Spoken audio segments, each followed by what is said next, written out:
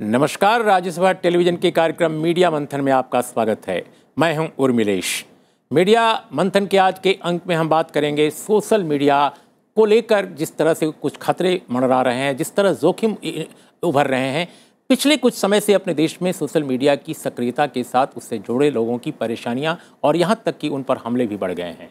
हम यहाँ सिर्फ शाहजहांपुर की बात नहीं कर रहे हैं, जहाँ एक सोशल मीडिया पत्रकार की हत्या की सूचना आई है। सोशल मीडिया से जुड़े लोगों पर हमले की खबरें देश के विभिन्न हलकों, खासकर छोटे मझोले शहरों, कस्बों से लगातार आ रही हैं। दरअसल फेसबुक, ट्विटर और सोशल मीडिया के अन्य मंचों पर सूचनाओं, तथ्यों और विचारों का नया गलियारा खुलता नजर आ रहा है। इसे लेकर विवाद भी कम नहीं है। मीडिया और समाज में एक तबके का मानना है कि सोशल मीडिया अराजक होने के साथ समाज के लिए कई बार समस्याएं भी पैदा कर रहा है। बात बिल्कुल निराधार नहीं। कई हिंसक हादसों और सांप्रदायिक दंगों में इसके खतरे देखे जा चुके हैं। लेकिन सोशल मीडिया का सिर्फ यही चेहरा नहीं है, उसका एक व्यापक और सार्थक चेहरा भी है। कारपोरेटीकृत मुख्यधारा मीडिया जैसे जैसे लोगों के सुख दुख, गुर्बत, मुसीबत, शोषण, उत्पीड़न, कुल मिलाकर आमजन के जरूरी मसलों से आंख चुरा रहा है या अपने नजरिए में संकुचित हो रहा है, वैसे वैसे सोशल मीडिया पर ऐसे मसलों की बेलाग अभिव्यक्तियों का अंबार सा लग रहा है। महानगरों में सोशल मीडिया के प्रयोक्ता आमतौर पर अभी सहज और सुरक्षित महसूस कर सकते हैं, लेकिन ग्रासरूट स्तर के लोग शायद इतने भाग्यशाली नहीं, क्योंकि जिंदगी और जनतंत्र की सबसे बड़ी और सबसे जरूरी जद्दोजहद वहीं है। भूख, बीमारी, बेरोजगारी, अन्याय और समानता के हक की असल लड़ाइयां वहीं लड़ी जा रही हैं। तमाम कमियों, अनगढ़पन और अराजकता के बावजूद सोशल मीडिया कि ये मंच अभिव्यक्ति के महत्वपूर्ण औजार बनकर उभरे हैं। प्रौद्योगिकी ने इन्हें गति और व्यापकता दी है। आखिर इसके रोल को कैसे समझा जाए? इन मंचों का व्यापक जनहित में इस्तेमाल करने वाले लोगों की चुनौतियां कितनी गंभीर हैं? मीडिया मंथन में आज हम ऐसे ही कुछ जरूरी सवालों पर अपने खास मेहमानों से बात करेंगे। इस विषय पर चर्चा करने के लिए हमारे साथ स्टूडियो में मौजूद हैं तीन खास मेहमान। हमारे साथ हैं Anand Pradhan, associate professor, Indian Institute of Mass Communication. हमारे साथ हैं संदीप भूषण, वरिष्ठ टीवी पत्रकार, लंबे समय तक वह एनडीटीवी के साथ काम करते रहे। हमारे साथ हैं विनीत कुमार, मीडिया समीक्षक और स्वयं सोशल मीडिया पर बहुत ही सक्रिय हैं। आप तीनों का स्टूडियो में स्वागत है। सबसे पहले शुरुआत आनंद प्रधान हम आपसे करते हैं। हम ये समझना चाहते हैं कि आज का जो दौर है, जिसमें आपने देखा कि कैसे कारपोरेटीकृत मीडिया एक खास ढंग से चीज़ों को ले रहा है, तो ये जो सोशल मीडिया का इमर्जेंस है, क्या इसमें जो शामिल लोग हैं, इस पर जो एक्टिव लोग हैं, उनको वाकई जोखिम ज़्यादा बढ़ रहा है? और अगर बढ़ रहा है तो ये समाज के किस लक्षण का इशारा है? देखिए, खास करके चूंकि हम ये बातचीत शाहजहांपुर की उस घटना के संदर्भ में कर रहे हैं, तो हमें एक बहुत महत्वपूर्ण पहलू की तरफ ध्यान देना पड़ेगा कि भारत में खास करके अगर आप क्षेत्रीय पत्रकारिता की हालत को अभी देखिए, जो राज्यों के स्तर पर और खास करके जिले के स्तर पर जो पत्रकारिता हो रही है और पूरे देश के अंदर, उसमें सबसे ज़्यादा प्रॉब्लम यह है कि ज़्यादातर जो जिले स्तर के पत्रकार हैं, अखबारों के और टेलीविज़न चैनलों के, वो विज्ञापन एजेंट बन गए हैं और उनसे विज्ञापन का सालाना एक उनको कोटा दिया जा रहा है। और वहाँ पर जिले में आप देखेंगे कि जो ठेकेदार हैं, जो अफसर हैं और नेता हैं, उनकी जो तिकड़ी, जो विकास के जितने पैसा जा रहा है जिलों के स्तर पर, उसकी जो लूट में शामिल हैं, उन्हीं से सबसे ज़्यादा विज्ञापन भी वहाँ आते हैं। तो एक तरह से जिले के स्तर पर और राज्य के स्तर पर भी पत्रकारिता में कोई भी तीखे सवाल, जो स्थानीय स्तर का भ्रष्टाचार है, जो लोगों के सवाल हैं, वो बिल्कुल उठने बंद हो गए। अगर स्थानीय अखबारों को अगर आप देखें, वैसे में बहुत टेलीविजन ज्यादातर महानगरों की पत्रकारिता में, या आप कह लें कि मुंबई, दिल्ली और कुछ बड़े महानगरों तक सीमित है। और जो स्थानीय स्तर की खबरें, वो ज्यादातर क्राइम स्टोरीज तक, उसमें वो रात के वारदात और 11 बजे के कार्यक्रमों में वो कुछ सूचनाएं आ जाती हैं। लेकिन जो जिले स्तर पर जो इतना भारी भ्रष्टाचार है और जिसको हम कहते हैं कि नेता, अफसर, तमाम समस्याएं जो दबदबा है वहां पर, उसको कोई चुनौती नहीं दे पा रहा है। आप देखेंगे कि 80 के दशक में और 70 और 80 के दशक में सबसे ज्यादा स्थानीय स्तर पर पत्रकारों की हत्याएं हुई हैं और वो मुख्य धारा के अखबारों के ज्यादा पत्रकारों की हत्याएं हुई। आपको ध्यान होगा शराबबंदी आंदोलन। तो आज स्थिति यह है कि वहां पर कोई उन पर एक तरह से, वो बिल्कुल मेन स्ट्रीम के साथ साथ वहां जो एक नीचे के स्तर पर ब्लैकमेलिंग की, एक तरह से लोकल एडमिनिस्ट्रेशन के साथ, पॉलिटिशियंस के साथ एक जो उनकी हॉबनॉबिंग है, उसकी जर्नलिज्म में कोई भी इस तरह के सवाल नहीं उठ रहे।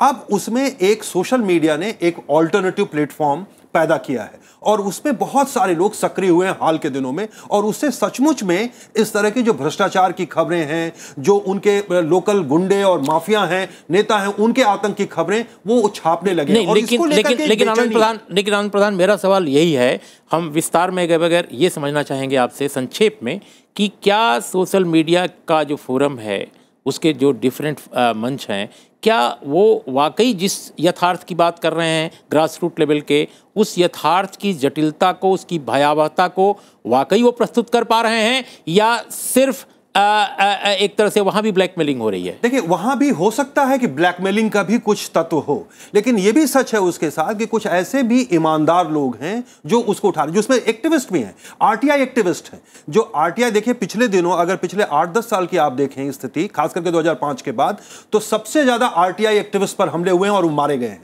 और वो आरटीआई एक्टिविस्ट आजकल इस्तेमाल कर रहे हैं फेसबुक का, आजकल इस्तेमाल कर रहे हैं सोशल मीडिया के दूसरे ऑल्टरनेटिव प्लेटफॉर्म का, ब्लॉग का, और उन पर भी हमले बढ़ रहे हैं।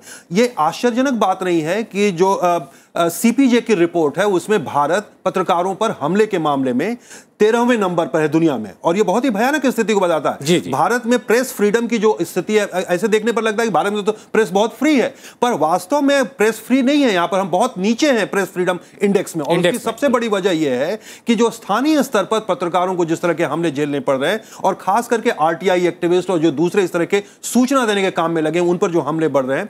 सच अगर कहा जाए तो अभिव्यक्ति की आजादी या प्रेस की आजादी का असली टेस्ट जिले स्तर की पत्रकारिता में है।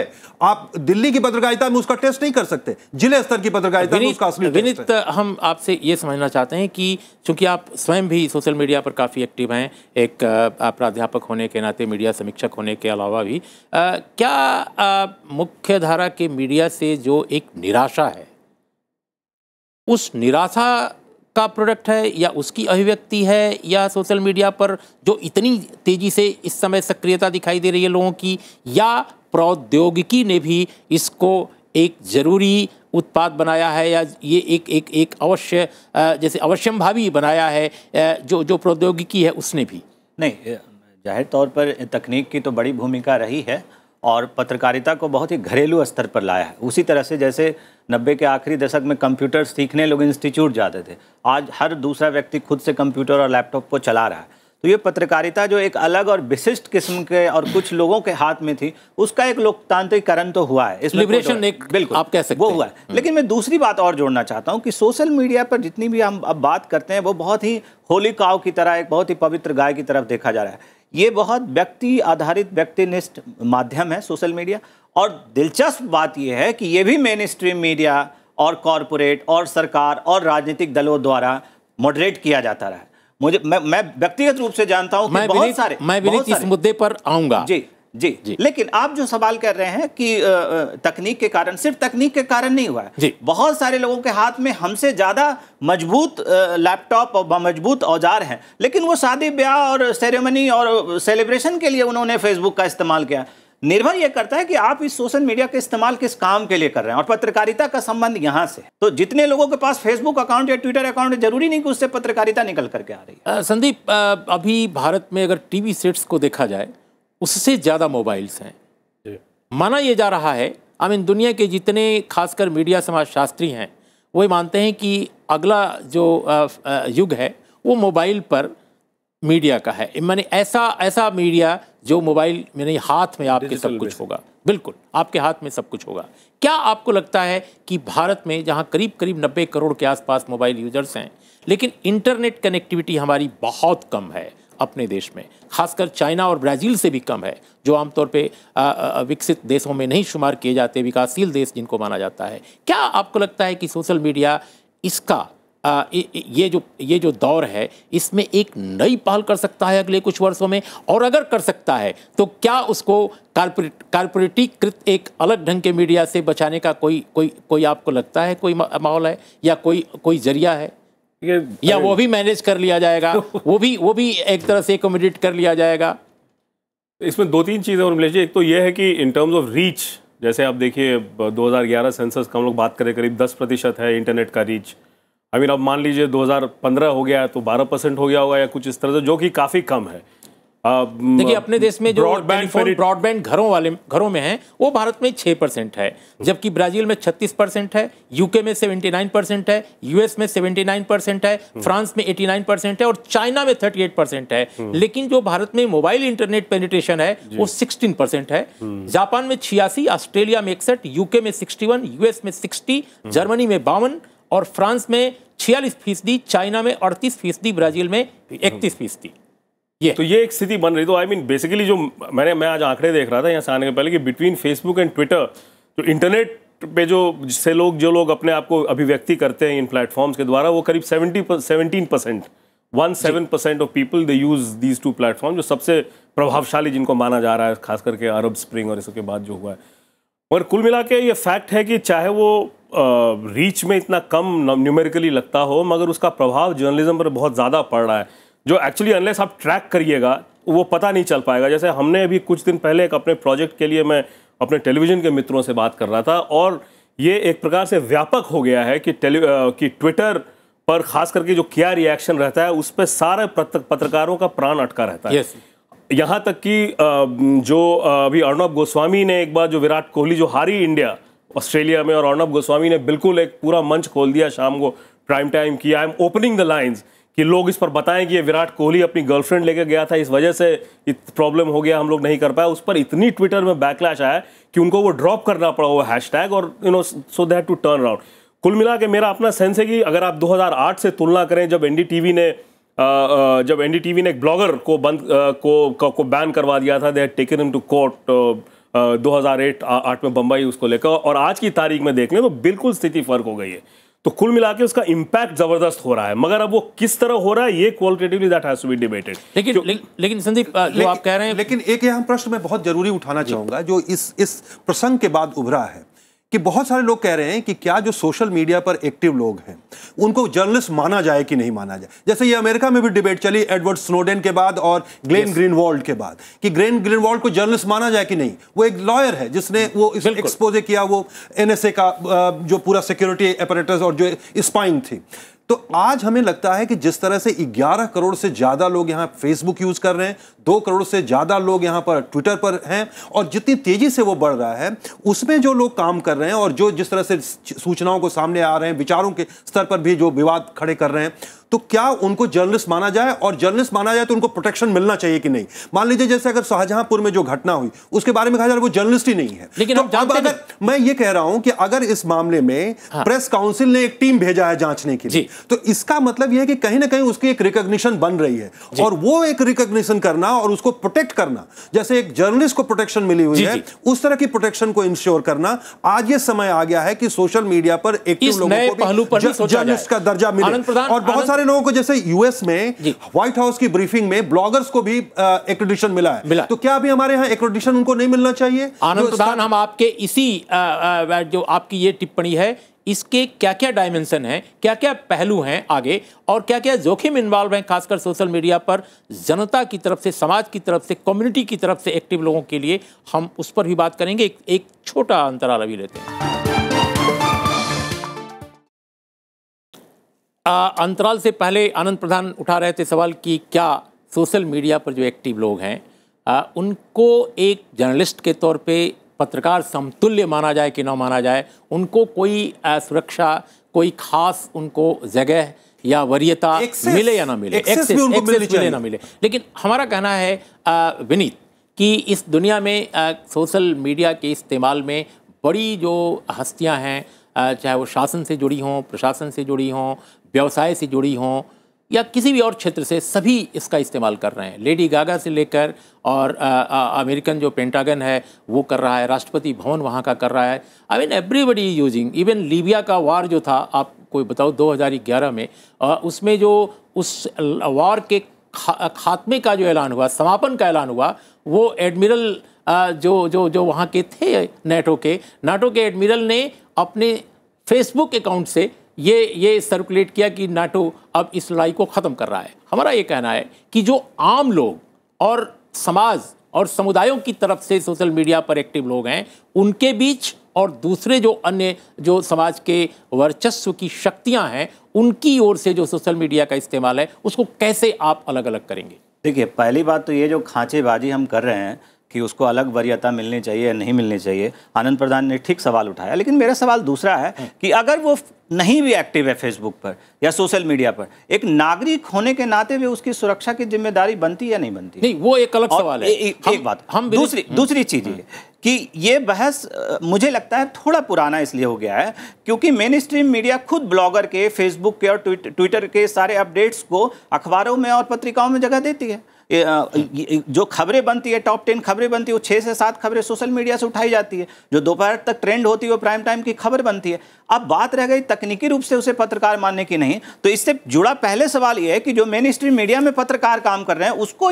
वो संस्थान कितना सुरक्षा दे रहा है, उसकी जिम्मेदारी वो कितना ले रहा है, और जब वहां से जिम्मेदारी तय होगी तभी आप आगे बढ़ के सोशल मीडिया की जिम्मेदारी की बात कर पाएंगे। ये लेवलिंग करके आप सुरक्षा देने की बात संभव नहीं है। लेकिन संदीप, सोशल मीडिया से एक चीज सिर्फ ऐड कर दूं कि अभी तो भारत में ये स्थिति है कि टेलीविजन भी एक्चुअली टेक्निकल रूप से जर्नलिस्ट नहीं रिकॉग्नाइज किया, प्रेस काउंसिल उसको नहीं इंक्लूड करता है, और जो भी आपके ये वेज बोर्ड और ये सब, प्रेस काउंसिल ने तो कहा मीडिया काउंसिल बननी चाहिए जिसमें टेलीविजन को भी शामिल किया जाना चाहिए। अभी तक कोई स्टैट्यूटरी या लीगल उस तरह से नहीं। लेकिन संदीप, हम इसको थोड़ा कॉन्क्रिटाइज करते हैं, समय हमारे पास कम है, कि देखिए आप सोशल मीडिया की अराजकता, सोशल मीडिया का निगेटिविज्म, बहुत कुछ हमारे सामने आ चुका है। कोकराझार से लेकर के और मुजफ्फरनगर के कम्युनल राइट के दौरान भी हमने सब देखा था, और उसकी समीक्षा भी की है, मीडिया में की गई है, राजनीति के लोग जो हैं उन्होंने किया है, तमाम लोगों ने किया है। लेकिन हमारा सवाल यह है कि इसके बावजूद सोशल मीडिया से कहीं ना कहीं जो इस्टेब्लिशमेंट है उसमें एक भय भी है। पिछले दिनों हमने देखा कि एक बहुत महत्वपूर्ण बैठक थी इस तरह की जिसमें राज्यों के भी रिप्रेजेंटेटिव थे। सोशल मीडिया के आक्रामक होने और बहुत सारे मामलों में बेलगाम विद इन द कोर्ट होने पर चिंता जताई गई। क्या आपको लगता है कि क्या कहीं न कहीं सोशल मीडिया के रेगुलेशन का भी मसला उठ सकता है? देखिए, इसमें 2-3 चीज़ें मिल लीजिए। एक तो ये बहुत महत्वपूर्ण चीज़ है कि खास करके टेलीविजन में, प्रिंट का तो उतना नहीं जानता हूँ, जैसे कि बीबीसी में आप देख लीजिए, वहाँ पर जो user generated content committee type है विद इन हाउस, जो हर सोशल मीडिया का हर पोस्टिंग को, हर फेसबुक, ट्विटर जो भी है उसको बारीकियों से देखता है, तो और फिर उसको क्लियर करता है कि whether it can be used either by the journalist और बाय द टेलीविजन। यहाँ पर तो भेड़िया दसान हालत है कि आप देख लीजिए कि क्या ट्रेंड कर रहा है, जो भी फेसबुक पे इस पर हो उसको आप उसी हिसाब से छाप दीजिए। तो कुल मिला के उससे ये होता है कि जैसे कि अभी ये जो मणिपुर वाला पूरा मसला हुआ, उसमें जिस तरह से आक्रामक हो गए सबको, और अब पता चल रहा है, जैसे एक्सप्रेस में एक रिपोर्ट था कि बहुत ज़्यादा, मैंने जितना उन्होंने मैग्नीफाई किया था उससे बहुत कम उसका परिणाम निकला। जी, तो आनंद प्रधान, देखिए मुझे इसमें सिर्फ इतना कहना है, क्योंकि हम एक प्रसंग के सिलसिले में बात कर रहे हैं, तो बार बार मैं शाहजहांपुर का उल्लेख इसलिए कर रहा हूं क्योंकि आने वाले दिनों में, जैसे उसका जो फेसबुक पर पेज था पत्रकार का, उसका नाम था शाहजहांपुर समाचार। अब उस शाहजहांपुर समाचार नाम का एक पेज है फेसबुक पर। इसी तरह से मान लीजिए कल के गाजीपुर समाचार भी होगा, होशंगाबाद समाचार भी होगा, और उसमें कुछ यंग लोग, ऐसे लोग जो मेन स्ट्रीम पत्रकारिता में खप नहीं पा रहे हैं या उसमें अपने को फिट नहीं पा रहे हैं, ऐसे लोगों की एक अगर डेमोक्रेटाइजेशन है अगर सोशल मीडिया के आने से, तो इस तरह के प्लेटफॉर्म बहुत उभरेंगे, और उसमें हो सकता है कि पत्रकारिता के जो घोषित मानदंड है, ऑब्जेक्टिविटी का, फेयरनेस का, जो चेहरा है, हाँ, जो मतलब बहुत सारा जो जिसको हम कहते हैं गेट कीपिंग, वो गेट कीपिंग उसमें न हो, उसमें बहुत बार आप हो सकता है बहुत आक्रामक हो, बहुत बार उसके सांप्रदायिक होने का भी खतरा उसी तरह से है जैसे हमारी मुख्य धारा की भी पत्रकारिता बहुत बार सांप्रदायिक हो चुकी है, और बहुत बार इस तरह की गलतियां, मतलब एक उन्माद में बहने की वहां भी हो चुकी है। लेकिन सोशल मीडिया पर भी हो सकता है। लेकिन मुझे लगता है कि उसके अंदर यही हस्तक्षेप करना चाहते हैं, माफ कीजिएगा, कि चॉम्स्की जैसे लोग, लेकिन वो भी कहते हैं कि सोशल मीडिया बहुत सुपरफिशियल है, ये रिश्तों को खत्म करता है, ये ज्ञान और सूचना की भूख को भी कम करता है, सीमित करता है। अगर चॉम्स्की के इस बयान को इंडियन कॉन्टेक्स्ट में लिया जाए, क्या हमारी जो पत्रकारिता है, जो वाकई जिसने कई दौर देखे हैं, वहाँ जो समस्याएं हैं, उन समस्याओं, फिर मैं वही सवाल उठा रहा हूँ कि उनसे विक्षोभ का, उनसे नाराजगी का, उनसे असंतोष का, या उनकी विफलताओं के कारण ये पैदाइश या विस्तार सोशल मीडिया का दिख रहा है, जो बहुत अराजक भी कई बार दिखता है? नहीं, देखिए, एक बात तो सही है कि हर माध्यम के साथ अपनी कुछ समस्याएं भी रहेंगी। ऐसा नहीं है कि हर जो समस्या मुख्य धारा की पत्रकारिता का था वो सब समस्याओं का हल यहाँ सोशल मीडिया पर हो जाएगा, ये मान के चलना बिल्कुल गलत है। क्योंकि अंततः ये कहीं ना कहीं उसी समाज का ही रिफ्लेक्शन है जहां से ये निकल रहा है और जिसमें लोग काम कर रहे हैं। उस तरह की सारी प्रवृत्तियां सोशल मीडिया में भी दिखाई पड़ेंगी। सिर्फ जो आनंद जी जो कह रहे हैं उसमें एक मैं चीज ऐड करना चाहता हूँ कि शाहजहांपुर वाला जो मसला है उसमें इंटरेस्टिंग है कि एक बाइट आपको या एक वर्जन लखनऊ से आया है लेकिन और फील्ड से कोई रिपोर्ट नहीं है, कोई ये नहीं जानता है। क्योंकि आप एक्सप्रेस का एक रिपोर्ट देखिए उसमें की तरह 5 केसेस इस आदमी के खिलाफ है। हो सकता है ये पत्रकार हो जेन्युइन, बट ये भी हो सकता है कि वो ना हो। बहस ना करें क्योंकि वो सब जुडिस मामला है, हम वाकई नहीं जानते कि क्या हुआ। और चूंकि रिपोर्ट्स भी ग्रास रूट लेवल से नहीं आई, लेकिन हम विनीत जो समझना चाहते हैं कि जो केवल शाहजहांपुर का मसला नहीं है, अनेक घटनाएं पहले हो चुकी हैं। कई बार पुणे में भी जब लोगों को मारा गया, कोल्हापुर में मारा गया, शोलापुर में मारा गया, बिहार के भागलपुर में बहुत सारी ऐसी घटना हुई, रांची में हुई। तो ये तमाम झारखंड से लेकर बिहार, उत्तर प्रदेश, हर जगह ये हो रहा है। ये केवल एक प्रदेश का मामला नहीं है। ऐसे में जो ये जोखिम बढ़ रहा है बोलने वालों पर, लिखने वालों पर, अपने को व्यक्त करने वाले लोगों पर, हो सकता है वो गलत ढंग से व्यक्त कर रहे हो सकता है वो बहुत संतुलन उनमें ना हो, बहुत सारी गाली गलौज भी सोशल मीडिया पर दिखाई दे रहा है। तो लेकिन क्या जो हमारे समाज में एक डेमोक्रेटाइजेशन की भूख है बड़े पैमाने पर, हक के लिए लोगों की एक बेचैनी है, अन्याय के खिलाफ एक गुस्सा है, क्या कहीं ना कहीं उसकी अभिव्यक्ति चूंकि ठोस रूप में गवर्नेंस के एजेंसीज हो, मीडिया हो मुख्य धारा का, वहां नहीं दिख रहा है, इसलिए ये सारी चीजें दिख रही हैं? अगर ये दिख रही हैं तो क्या होना चाहिए आगे? देखिए, हमारे देश का जो मीडिया है वो बहुत ही अथॉरिटेरियन तरीके से काम किया, चाहे वो पब्लिक ब्रॉडकास्टिंग का हो, चाहे वो प्राइवेट सेक्टर का हो। तो जाहिर सी बात है कि करोड़ों लोग ऐसे हैं जो जिनकी एक सप्रेस्ड बिल है, दमित इच्छाएं, और अपने को व्यक्त करेंगे। इसके लिए अराजक शब्द का इस्तेमाल करना, माफ कीजिएगा, मैं इससे सहमत नहीं हूँ। दूसरी बात जो हम कह रहे हैं कि क्या स्थिति बनेगी, तो हम सोशल मीडिया के पैटर्न को दरअसल समझने में थोड़ी चूक कर रहे हैं। कोई अगर गलत लिखता है, आप उसको कंडेम कीजिए, कमेंट दीजिए। कई ऐसे स्टेटस हैं जो उलझुल होते हैं, बेकार होते हैं, लेकिन उस पर लगातार लोग कमेंट करते हैं, तो वो प्रोज्यूमर है। ऐसा नहीं है कि जो हाँ स्टेटस अपडेट कर दे रहा है या ब्लॉग लिख दे रहा है वो अंतिम सत्य है। आप टिप्पणी कीजिए, आप टिप्पणी करके उसको हतोत्साहित कीजिए, आप उसको कंडेम कीजिए। तो ये प्रोसेस वही होनी चाहिए। लेकिन मेरा कहना यह है कि सोशल मीडिया की जो लड़ाई है, सोशल मीडिया की जो असहमति है, उसको आप उठा करके जाती जिंदगी में, निजी जिंदगी में लाकर उसे हरास करने की कोशिश करेंगे, उसे किसी न किसी तरह क्षति पहुंचाने की कोशिश करेंगे, तो लोकतंत्र की बुनियाद तो यहीं से खत्म हो जाती है। मेरा सिर्फ कहना यह है कि आपकी सहमति अगर सोशल मीडिया पर लिखे के कारण है, तो आप उसका निपटारा सोशल मीडिया पर कीजिए। आप उसको व्यक्तिगत जिंदगी में ला करके उसे खत्म करने या उसे क्षतिग्रस्त करने की कोशिश करेंगे, तो ये मीडिया क्या, लोकतंत्र की बुनियादी जो समझ है और जो जड़ें हैं वो खत्म हो जाएगी।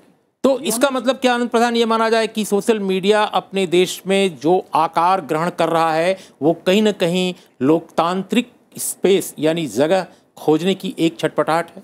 बिल्कुल है। मैं समझता हूं कि क्योंकि उसमें बहुत तरह की, जैसे समाज में बहुत तरह की शक्तियां हैं, जैसे बहुत सारे आरटीआई एक्टिविस्ट हैं। अब जो ये एक तरह से आरटीआई कानून आने के बाद देश भर में उसके कारण बहुत सारे लोग, लगभग हर शहर में, हर तहसील में ऐसे कई लोग निकल आए हैं जो आरटीआई डाल करके सूचनाएं निकाल रहे हैं। उन पर भी हमले हुए हैं बहुत ज्यादा। हाल के दिनों में सबसे पत्रकारों से ज्यादा हमले उन पर हुए हैं और वो मारे गए हैं, और ऐसे राज्यों में मारे गए हैं जिनको विकास का मॉडल बताया जाता रहा है। तो मेरा ये कहना है कि इस तरह के लोग जो ह्यूमन राइट्स मूवमेंट्स के हैं या बाकी और जो छोटे छोटे संगठनों के हैं, जन संगठनों के लोग हैं, वो सभी सोशल मीडिया पर, क्योंकि उनकी आवाजें मुख्य धारा के मीडिया में सुनाई नहीं पड़ती हैं, तो वो सोशल मीडिया को अपना बहुत ही पावरफुल टूल के रूप में इस्तेमाल कर रहे हैं, और वहां उनके लिए एक संभावना है, वो डेमोक्रेटाइजेशन है, और उसको अराजक नहीं कर। संदीप, आप जो लोकतंत्र का जो विमर्श है सोशल मीडिया के स्तर पर, कैसे उसको देखते हैं? और अगर कहीं वो अराजक है, कहीं वो असंतुलित है, कहीं उसमें कोई ऐसी गड़बड़ियां अगर दिखाई देती हैं जो हमने देखा है अतीत में, उनके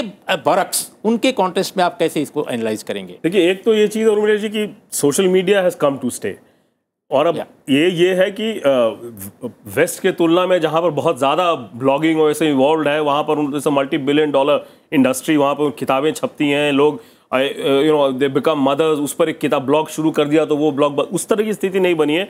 कुल मिला के मेरे ख्याल से इन द लॉन्ग रन ये प्लसेस में ही जाएगा। ये जी द फैक्ट कि सोशल मीडिया का है, इट इज़ डेफिनेटली, बट इसमें एक जो सबसे बड़ा डर पत्रकारिता के दृष्टिकोण से यह है कि रिपोर्टर्स कि बिल्कुल इसने एक तरह से कमी बिल्कुल खत्म, मैंने नीड हटा दिया है, क्योंकि आपको जरूरत नहीं होती है कि कोई, जैसे कि शाहजहांपुर वाला ही मसला हुआ, आप वहां पे भेजिएगा नहीं किसी को, कोई स्पॉट रिपोर्ट करेगा नहीं, आपने वहां से फेसबुक से तमाम 4 जगह से पोस्ट उठाया और आपने एक रिपोर्ट छाप दी, एक पीटीआई का कॉपी उठाया वो आपने कर दिया। तो कुल मिला के ये जो एक रिपोर्टिंग और जो बहुत सारे इनफैक्ट नेता गण जो करते हैं, वो ट्विटर और फेसबुक उठाकर हम टेलीविजन पर खबर बना रहे हैं, और एएनआई, तो कुल मिला के ये सारे they have taken over the role of the reporter. And I think this is the most crucial threat to democracy कि रिपोर्टर अगर ग्राउंड पे नहीं जाएगा, अगर ह्यूमन इंटेलिजेंस वहां पर नहीं काम करेगा और सिर्फ टेक्नोलॉजी करेगी, then it's a problem for journalist. एक और बात मैं जोड़ना चाहूंगा कि ये भी हमें देखना चाहिए कि हाल के वर्षों में सोशल मीडिया के कारण जैसे दलित विमर्श है, आदिवासियों का है, महिलाओं का है, वो जिस तरह से मजबूती से उभर के आया, मेनस्ट्रीम मीडिया में उसके लिए जगह कहां थी। आज जितने दलितों की आवाज जिस तरह से सोशल मीडिया पर सुनाई पड़ती है और जिस तरह से वहां असर्ट कर रहे हैं, तो ये तो एक तरह से सचमुच में डेमोक्रेटाइजेशन की शुरुआत है। सोशल मीडिया ने वो ऑप्शन उपलब्ध कराया है कि उनकी भी आवाज आज सुनाई पड़ रही है। महिलाओं की आवाज जितने सशक्त रूप में सुनाई पड़ रही है वहां, वो पहले कभी नहीं सुनाई पड़ती। आनंद प्रधान की इसी टिप्पणी के साथ आज की चर्चा का हम समापन करते हैं। उसमें जो तीनों लोगों ने अपनी बात कही है, हो सकता है बातों में थोड़ा बहुत वेरिएशन हो, लेकिन व्यापक सहमति जो उभरती है कि सोशल मीडिया हमारे समाज में ग्रासरूट लेवल से उठ रहे डेमोक्रेटाइजेशन की भूख, बेचैनी, छटपटाहट का ही एक हिस्सा है। हो सकता है उसमें असंतुलन कहीं दिखाई देता हो, कहीं अराजकता भी दिखाई देती हो, कहीं कोई गड़बड़ी भी दिखाई देती हो, लेकिन शायद हमारे समाज में जो आलोड़न चल रहा है, हमारे समाज में जो एक उथल पुथल मची हुई है, और जाहिर है वो जनतंत्र के लिए है, वो न्याय के लिए है, वो समानता के हक के लिए है, वो तमाम तरह के जो उत्पीड़न अन्याय के यंत्र हैं, संयंत्र हैं, साजिशें हैं, उनके खिलाफ लोगों की एक बेचैनी भी उसमें छुपी हुई है। कहीं ना कहीं सोशल मीडिया उसको व्यक्त करने की कोशिश कर रहा है। इसलिए इसे ज़रूर, इसके रिस्क को, इसके जोखिम को, इसमें सक्रिय लोगों के ऊपर जो खतरे हैं उनको समाज की जो जनतांत्रिक आवाज़ है उस पर खतरे के रूप में देखा जाना चाहिए। इन्हीं शब्दों के साथ आप तीनों का बहुत बहुत धन्यवाद आज की चर्चा में शामिल होने के लिए। मीडिया मंथन के आज के अंक में बस इतना ही। नमस्कार, देखते रहिए राज्यसभा टेलीविज़न।